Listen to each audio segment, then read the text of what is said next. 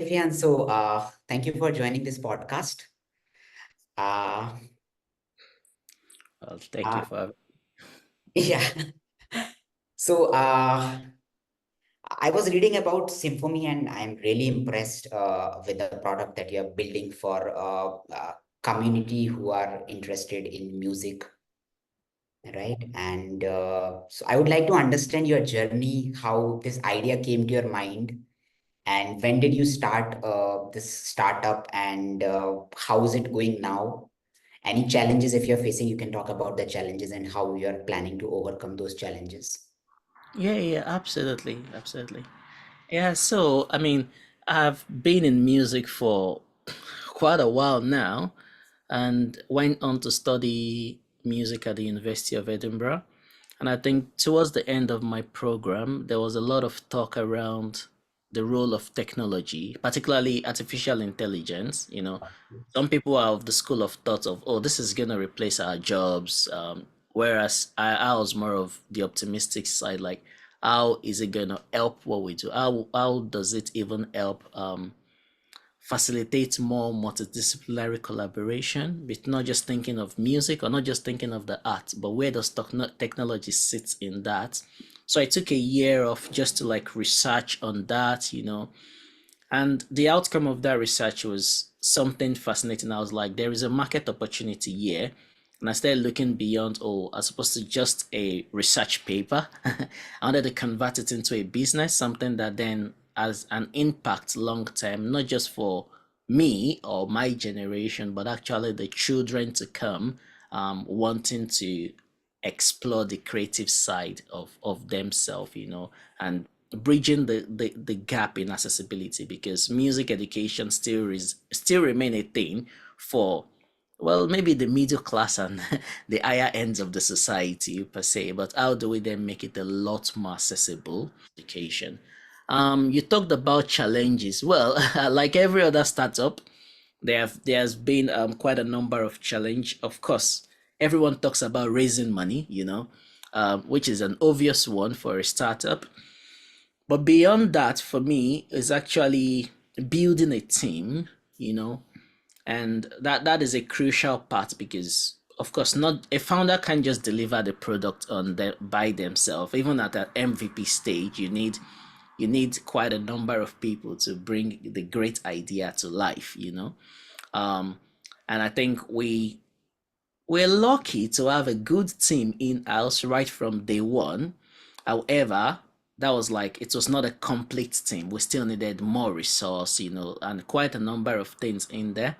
And being able to manage that effectively, being able to take a lead and carry everybody along on the vision, wherever they might be, might have been one of the most tricky parts in the early days.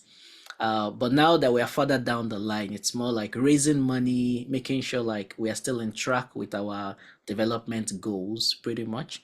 So quite a bit of challenge, quite a bit of learning experience. I don't want to perceive it as a challenge per se. Yeah. Okay, that's interesting. That's interesting. So, two challenges you mentioned. One is like fundraising, another is team building. So, have you raised any round of funding as of now, or is it completely bootstrapped? A bit bootstrapped. Some angel investments got in. Yeah. So a bit daring, but we're going for our first main round. Looking into a pre-seed round now, which is open, for the next couple of months, and hopefully close that soon. Yeah. Okay, okay. Congratulations on same. Yeah. So, wanted to understand what are the qualities that you look while you hire your core team? Since you mentioned team building is also very important for a startup. So, what are the qualities, what are the skills that you evaluate while you do hiring?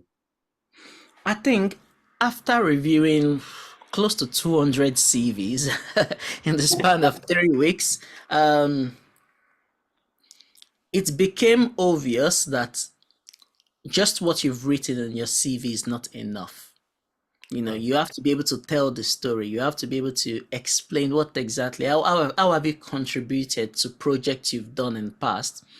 And we ended up going for people who, I mean, some were fantastic in the CV, but some others expressed and articulated how they are valuable to whichever team they are going to join and where they are coming from also.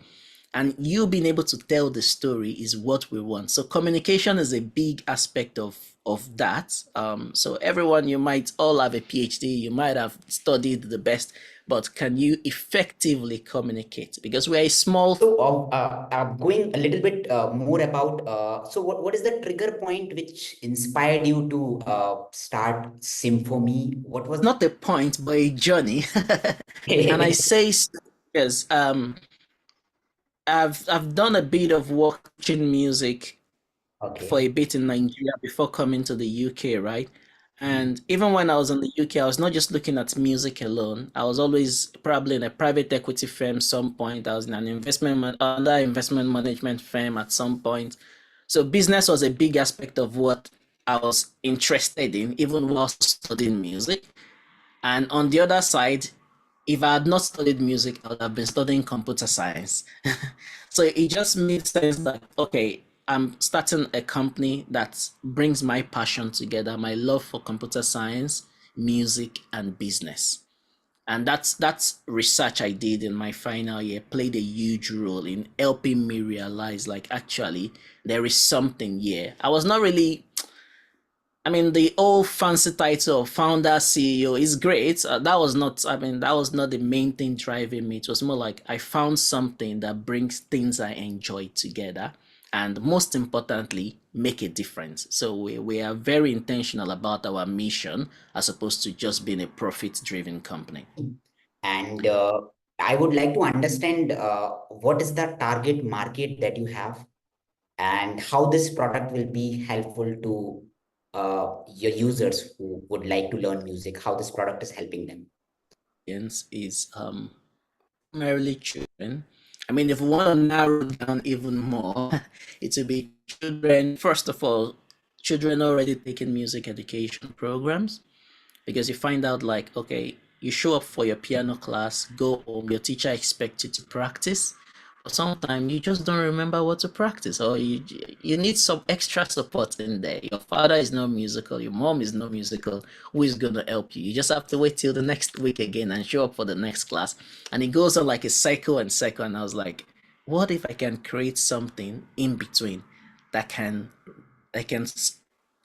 bring a teacher to every child in the world just on your mobile phone or on your tablet, and that was the starting point. Interesting. So, I mean, can somebody learn independently from just this app, or they need to attend classes and simultaneously this help app will help them practice their sessions at home, or It, can they just independently learn from this app? yes, they can. um, we are curating content whereby most of all you need, or maybe all you need arguably, will be in SymphoMe. Okay. However, we don't want to rule out the importance of having a teacher. I've been a teacher myself. I know the role we play in the learning journey of our students, and what that means is from the ground up, we were not just building the student side of things, which is where, yes, you can learn on our pathway, get your certificate, progress as you wish. But we started thinking about the teacher side. I think that was the main thing that we did with One Labs anyway, the teacher side of the application, because we're very intentional. I was like, I don't just want to build it a student side. A lot of apps are out there. It's just like learn in 30 days you'll be a wonderful musician. That is a lie. That's not going to happen.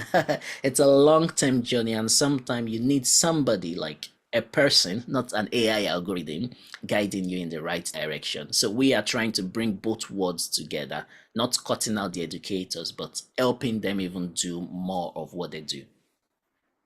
Okay. Okay. Okay. So which is the geography that you're targeting initially as of now, and what is your plans in the future, next 2 years down the line to expand the user base? So for the rest of this year, I mean, pilot programs actually starting in 4 weeks in schools across Scotland, right? The UK is kind of our main focus, at Okay. least for the next 6 months. And thereafter, we then want to scale across Europe a wee bit, a tiny bit.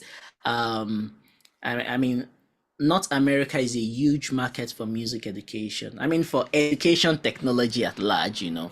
So that's something we are definitely looking at. But also the Asian continent is very, very promising. Definitely. So the strategy for customer acquisition, what I understood is you will be partnering with schools and the students who are there in the schools, they will be using this product. Is there a B2C approach also where students can directly go on the App Store and Play Store and they can search for this platform and they can use it? Absolutely. So B2B is our starting point, which interestingly is the difficult starting point. It's more difficult to sell to B2B, but what we found out is we can get good feedback from a closed circle of users, you know, and because music education is quite a niche, right? It's not mathematics or English, you know.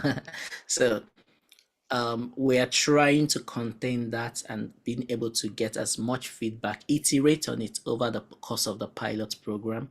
Then we can launch live officially, I mean, to everyone. That means B2C customers are going to have it, whilst we are still marketing to B2B customers.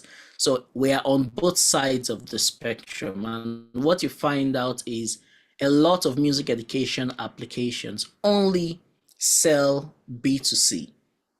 You know, you go on YouTube, they're selling something to you. You go on Instagram, they're selling something to you. Whereas I'm like, we can actually tap into both markets. Yes, B2B selling to schools is quite difficult, as a lot of people know. However, we believe we've got a very good product that schools actually want, and there is no school I've approached yet that have said we don't want to try this, you know. So there is a value there. So B2B is also a big strategy for us. We also want to be one of the leading hub for music technology research. Particularly, music information is a field of study um, that we are applying to music education, and we want to be the leading hub for that technology. And we're talking about optical music recognition here. We're talking about automatic music transcription. There are quite a number of subsets of that. So we are using a research driven approach also.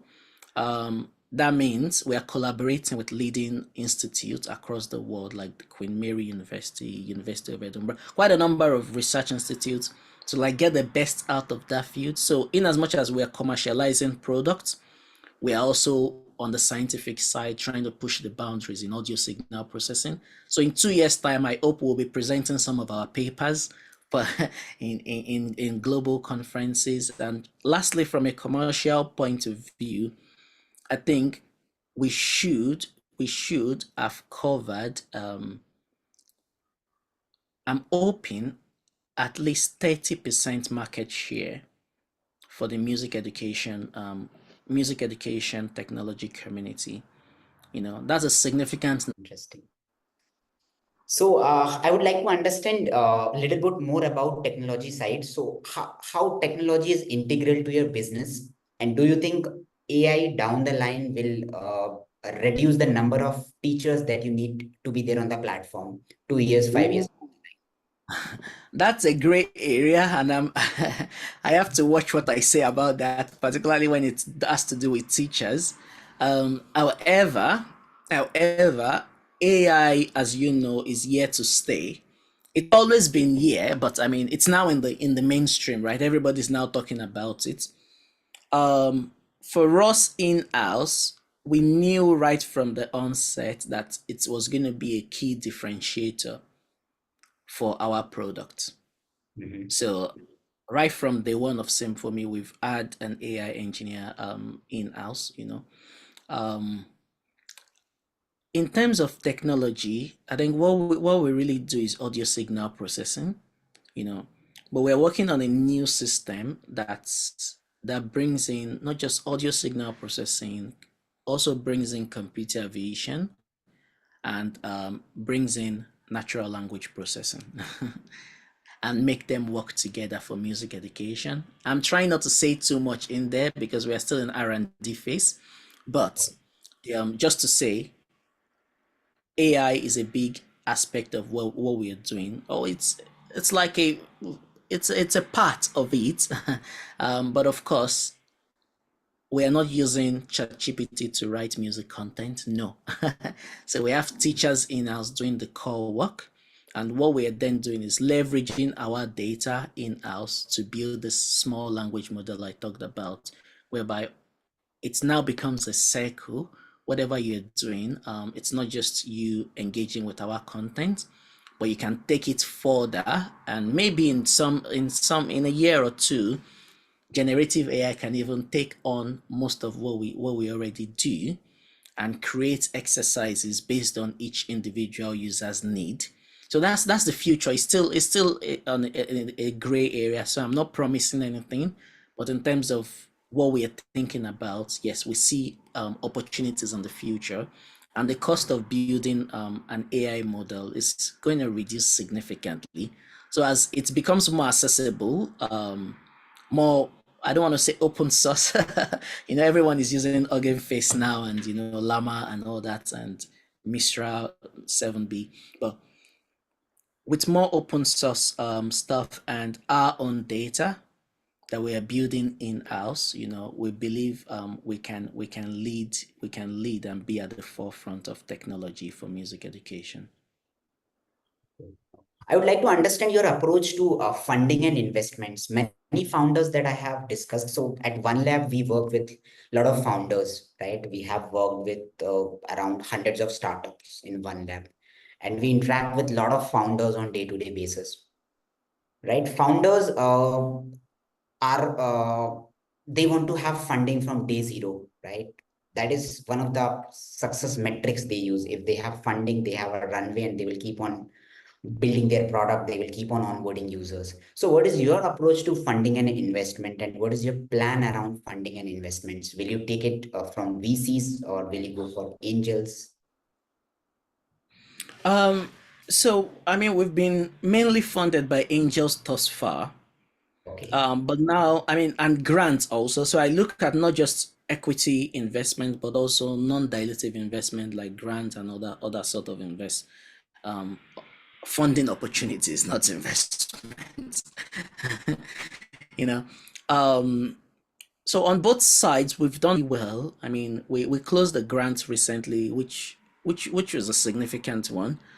So that's pushed a bit of the product development.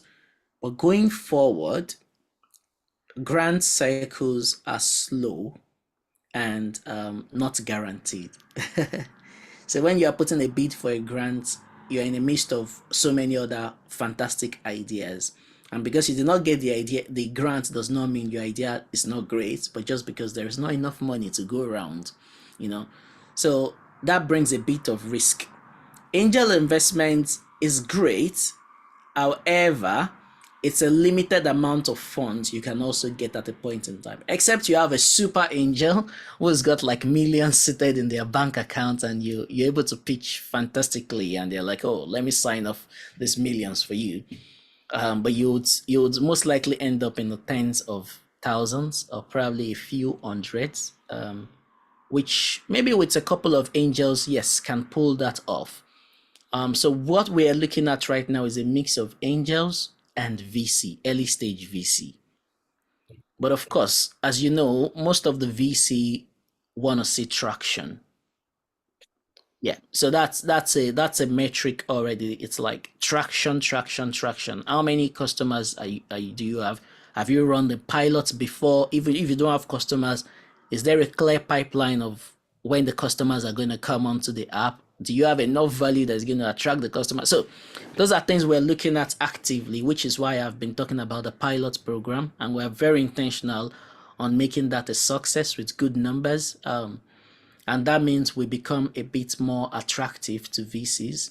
But from a technical point of view, we've got an amazing product, we've got an amazing team, which VCs are also very particular. You can't go as a single solo. Well, some solo founders get VC money. Maybe you're Elon Musk or something, but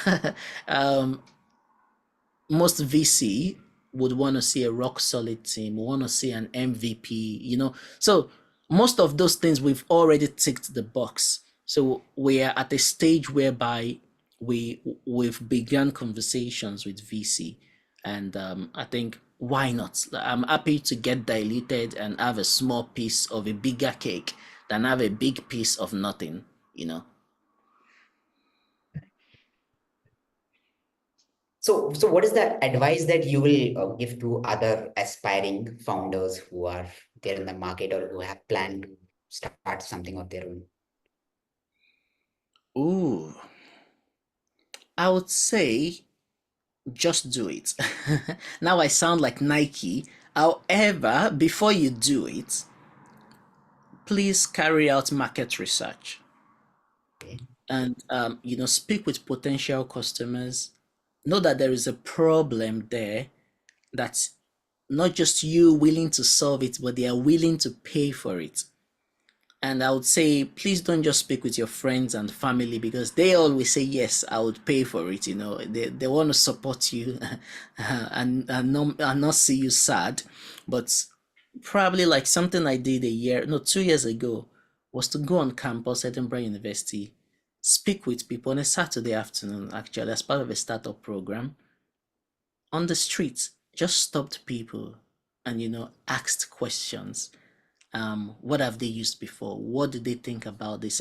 You can get a lot from a neutral point of view. So if you then bring collect that data together and it's showing you like a very positive light, like actually there's a big problem here and there is a market opportunity here, and I have the desire to to let go of my fun life and go solve this problem because it's gonna be a lot to do.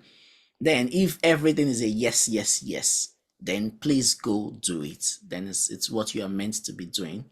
But if any of that is a no, then maybe it's not the right thing to be doing at that point in time. Else you just get to a point of burnout. You're not getting investment because people don't think there's a market opportunity there.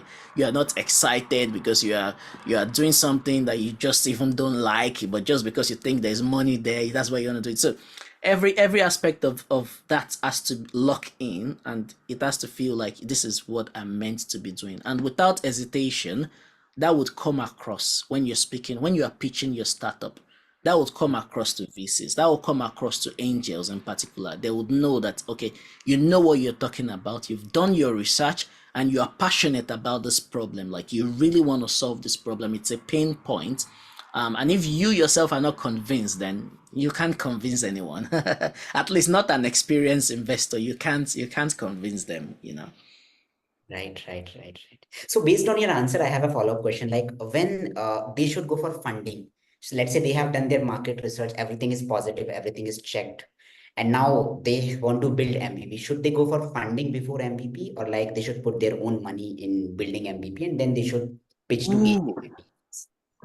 Um, it's a tricky one, but the formula, or what some people say, is use the FFF. So that's your friends, family, and fools. The fools, well, I did not have any fools in my circle who would just give me money for nothing. So that was not for me.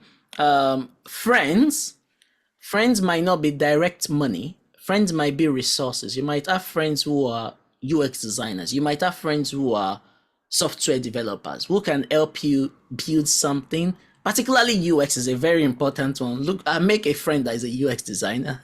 That goes a long way. The moment you can prototype something and show, that is a small MVP, not an MVP, but something portable that you can show. And sometimes that might be enough to secure your first investment. It might not be a significant investment, but that would show like, okay, you've actually spent time doing this. And even if that means your money have to go in there to build that first little version on Figma or something, just get it together. If it's a web app, there are so many things you can use, right?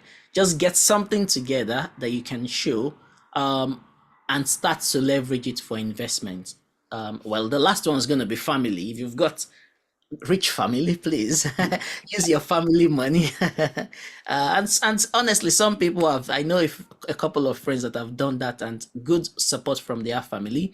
But if family, friends, and fools is not part of your circle and it's not going to work for you, please put something together with your resources and start looking for investors and be aggressive about it, because the sooner you do it, the better in terms of growth also, because people are gonna be like, oh, when did you start working on this? You said last year or 2 years ago. How much have you done since then? So it kind of tells me what kind of person you are. If you told me you started a project 3 years ago and all you have is still a Figma design, then I don't see a unicorn founder in you. Like I My don't. last questions would be like, for an early stage startup, should they build their in-house team or should they outsource their product development to a off? Ooh, you're asking me as a founder of of one lab, so that's a sensitive question. However, I think it's both. It's both, depending on what kind of technology you are building. Okay. So for mine, I think I am biased because I knew ground up, like if I just outsourced everything music to a company. I spoke with quite a lot of companies actually in the early days last year, and the technical skills was there, but the musical skills was not there. So I was like, no, we have to have something in house that can complement whatever we get from outside. So I was very intentional for SymphoMe, like we have to have the musical set in house and then add extra resources from outside. However, that is just for me, right?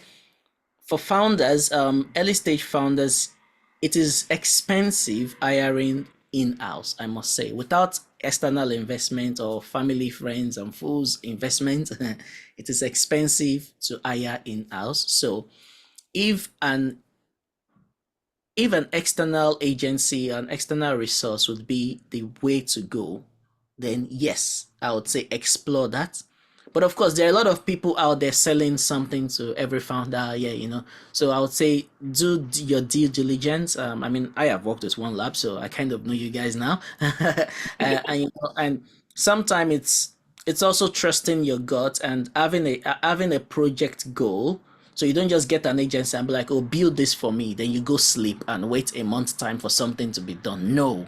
It's like, this is exactly what I'm expecting out of it. In 1 month, this is what we are looking. So everyone has something to look forward to. And you compare that with the how much you are paying. So value, again, the same thing I've been saying before. Value comparison to how much you're paying, and you can see like, okay, you know what? This is the right direction for us. For MVP stage, you might just outsource, to be honest. If you're a non-technical founder, I would say outsource resources, or get resources from external parties, because the moment you start to hire in-house, you're looking at overheads. I mean, in the UK, we're talking about employee payee, employers insurance, no person, there are quite a lot of tax and stuff like that goes in there. We also look at pension. You look at the office space you are paying. That there's a lot of overhead, so it's not just the cost of hiring somebody, but every other thing around that. So if you want to cut down costs to a significant extent, particularly overhead, then yes, outsource. Yeah. So probably the engineering team they can outsource to, and the core team can be from their side, which can overlook on the core domain, and the execution can be done by a outsourced partner, right? Like one lab. Yes. Um, And when I say team, that it does not have to be a full-blown team in-house. The team might be two persons or one person. It just needs it's a vision. You need to know exactly what you want from an outsourced agency. And I know I'm speaking with you like one lab. Like those that have worked with me at one lab know I'm very specific. When I'm like, this is what we need to get. That is what we need to get. And I'm going to hold everyone accountable to that. So someone has to lead that vision, and don't say it like, because I'm paying an agency money, they are going to execute on my vision. No. They have the technical skills to execute on it, but you have to lead them aright on the vision, what you have, particularly the founder, that vision you have for your product. You have to be able to communicate that effectively and follow through on it. Got it. Got it. Got it. Interesting. Interesting. So since you have worked with one lab for I think around 6 months, Yeah, they're about, yeah. right? So what is your experience, I mean, working with One Lab? Um, it's an easy one. Well, it's been great. It's been great in terms of being able to allocate resources as need be, you know. And I started out with like quite a number of people, then added more later on as need be, and brought it down again, And I think that's the benefit of working with an agency, right? And a development studio, which you can do. You can't just bring people into your company and fire them 1 month later because there's no money to pay them. No, no, no. You can't, So that flexibility is something I did enjoy, or I do enjoy, because we still work together anyway. And also,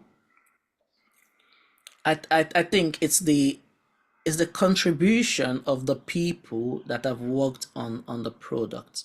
Yes, I am someone who is quite demanding. I know exactly what I want out of my product, and I'm very specific on that. But also, people who have worked with me via One Lab, I've worked with a product manager, some UX designers, some software developers, some tech lead, and so quite a number of people in there who have delivered on their part of things. As I said, we all had like this project goal, and everybody was held accountable, and they delivered on what they need to do. I think my only thing there would be as an international founder. But when I say international, not being Nigeria, I mean the UK to to India, I was a bit conservative about how that would work, and the quality of work, in most importantly. So I was a bit very conservative about that, but over time, that's something that was delivered upon, and that was the only reason why I increased the resources at some point. I was like, okay, I would want to spend a bit more to get more. um so I think so many people are going to have reservations, but of course, if the value is being delivered just like it was delivered for me, right? Then there's that assurance, and the first week goes a long way. I remember the first week, and I gave a feedback, to I think I wrote back to the weekly feedback stuff. The first week was a statement week. That's what I call it, that whereby I could judge almost immediately, like, okay, you know what, do I want to work with these people long term or no? The first week, the attitude to work, and then consistently over the time, being able to measure that. And it became a thing of not Ifeanyi, SymphoMe, and One Lab, but it became a team of one SymphoMe. It's not a thing of UK, India. No, no, no. It's like SymphoMe, and we all are working together towards that vision.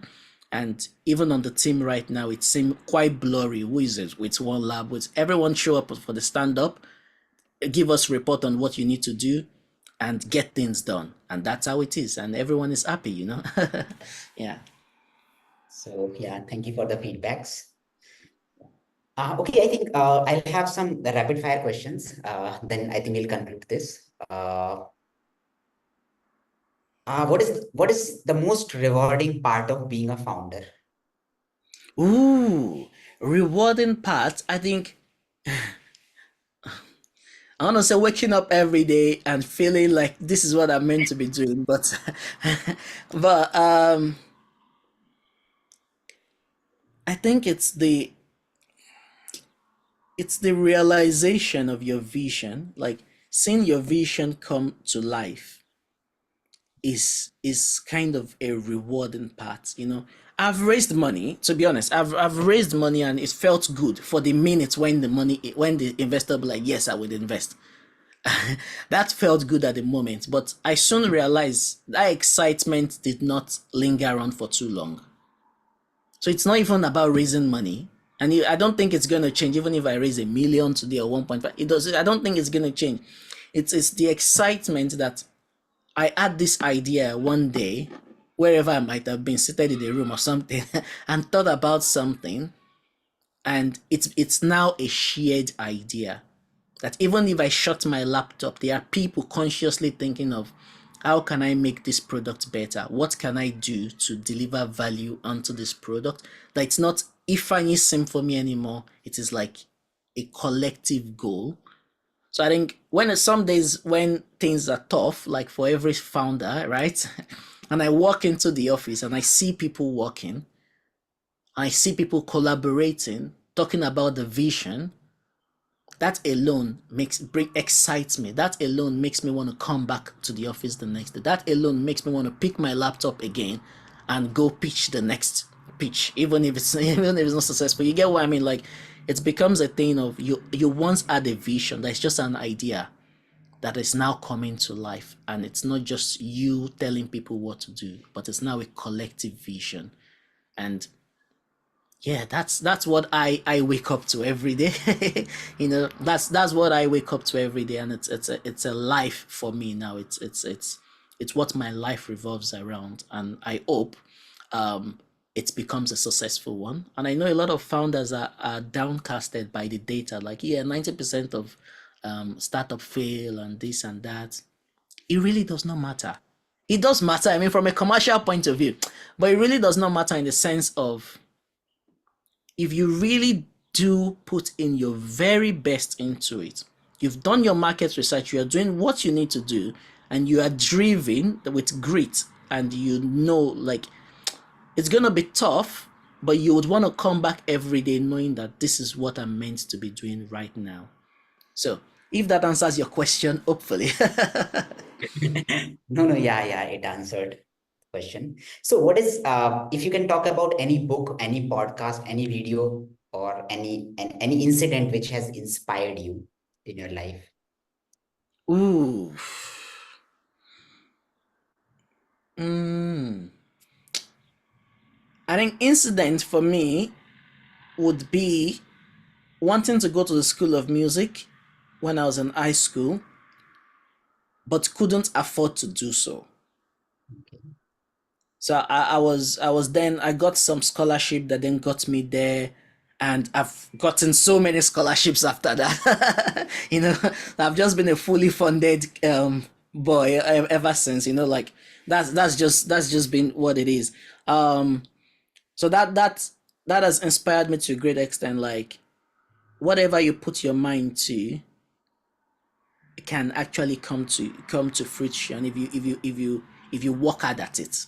If you work hard at it, and I think that's the same application to my startup. So the same way I focused on my academics to get the next big scholarship and get the next big thing is the same attitude I put into my company. You know, but in terms of books, in terms of podcasts, one I listen to closely is EdTech Insider. And it's a great one, particularly for the edtech space. For a book, I would say Build by Tony Fadell. The unorthodox way to building great things, or something like that. I think that's the little caption at the top of the book or something. But it's Build by Tony Fadell, and Tony was the one that worked on products like the iPod, quite a number of the thermostat. I mean, quite a number of significant products in Silicon Valley. Tony was part of that product development circle. So it's a great book. I would recommend every founder, not just founders, everyone working in a startup, from the UX designer to the web developer to anyone at all, they would find Build a good, because it makes you have a sense of mission for what you are building, and you start to see beyond just writing a code or moving some components on Figma. No, it becomes, you start to think be outside the box. So Build is one I recommend to people to read, regardless of who you are. Yeah. So that is all from my side, and thank you for all the answers. It was amazing. I mean, it was really amazing. It was interesting to know about SymphoMe and your journey and what motivated you. Yeah, yeah. Well, thank you very much for having me.